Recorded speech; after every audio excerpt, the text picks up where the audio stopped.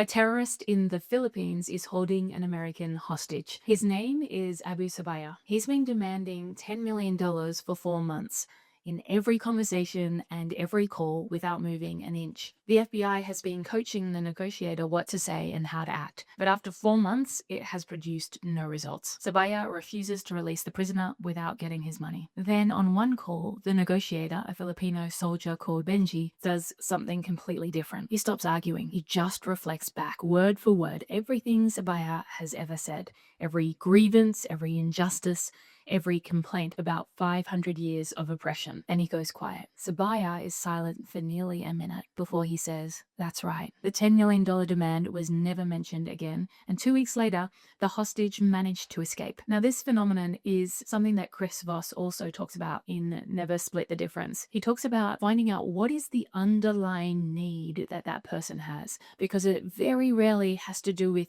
what the surface request or demand is. Most people don't know how to meet their needs positively, so they meet them negatively. In this case, Sabaya wanted to feel heard, and the only way he felt he could be heard was by holding a man hostage and asking for money, like the true currency of a commercial world. Sabaya was asking for an impossible sum. He didn't care that the hostage, a 24-year-old from California, had no role in the historical grievance between Muslims and Filipinos. But the truth was that Sabaya wanted something more than the $10 million.